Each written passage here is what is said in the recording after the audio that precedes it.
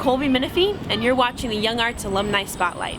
Close-Up Space was a new play by Molly Smith Metzler at Manhattan Theater Club, directed by Lee Silverman, and it was about an editor played by David Hyde Pierce, who forms his life really around his work. He edits everything in his life, including his relationship with his writers, including his relationship with the other people he works with, and including his relationship with his daughter.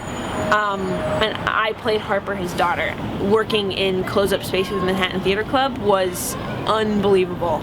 It's always been a dream of mine to do theater in New York. I really respect the group of people that work in New York theater and the hard work that it is to do New York theater. And so when I got the script to audition for Close-Up Space, I worked on it a lot. I memorized the whole thing before I went in because I knew that I immediately connected to this character, and I really understood what she was about, and I really respected her, which is huge for me. So when I went in there, I really tried really hard, and then when I got the call to come back and read with David Hyde Pierce, I was amazed. And working with David was such a learning experience. I think I got my 4 years of conservatory in there in this 3-4 months of working with both David Hyde Pierce and Rosie Perez and Michael Chernus,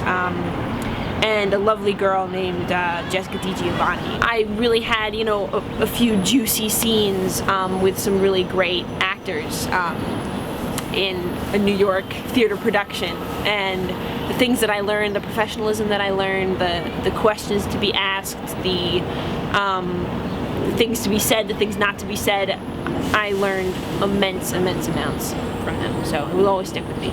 This year I played a young Sue Sylvester on GLEE, a 70s version of Jane Lynch on GLEE, for one episode, and I was supposed to be going to Spain. It was actually the weekend before I started rehearsals for Close-Up Space, and I was actually supposed to be going to Spain to visit my sister, and the day before I was supposed to leave, I went in for this audition with an old, casting friends of mine, and I went in and said 2 lines, and there were like 30 girls in the room that were all blonde and all looked like Jane Lynch, and I was like, oh yeah, why am I auditioning for this? Like, this is not gonna go so well. The next day I got a call, okay, you're booked on a 11 a.m. flight, you have to leave.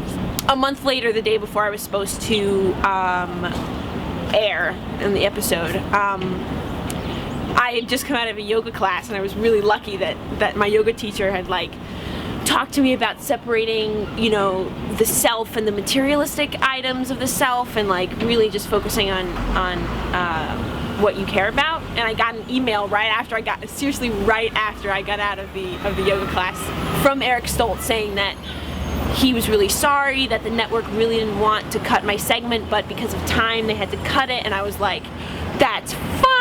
I don't have to worry, I don't have to watch myself, this is awesome. But meanwhile, my parents had told the entire world, so they had to untell everybody. They were much more upset than I was.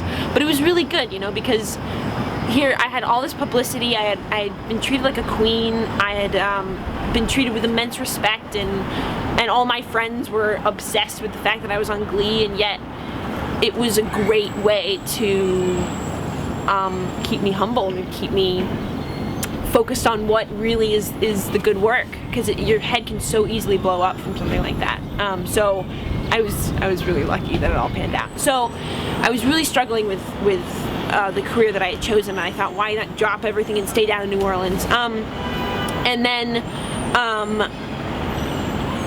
then I did YoungArts, and I was awarded this money, and I thought, I could put this money in my bank account, or I can use it to do something that I've always wanted to do. So my friend Madeline had traveled to Uganda the 2 years before, and she had written her college essay about it, and I read it and I thought, this is something that I think would be a really, really good thing for me. And so I contacted her, and I talked to her about it, and I ended up booking a plane ticket, and my parents were freaking out.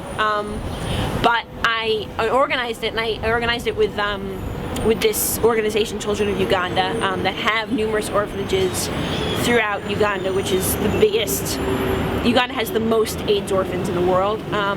So it was unbelievable, the trip that I did. There was a drama club there that that Madeline and I ended up, you know, directing a few fables. I came a bit later than she did, so she had directed most of it, and then I came in and we, you know, had a little drama club, and it was really fun. And then we watched them perform, and they were great, and it's amazing to see how acting can be part of somebody at such a young age. For Children of Uganda, the organization that I worked with in Uganda, was trying to raise some money, and I contacted the jazz musicians that had been part of Young Arts of my year, and I contacted them. I had a concert, and we ended up raising $1,600, and they're some of my best friends, and I can contact them for anything that I need. If I need, you know, it's just to have that community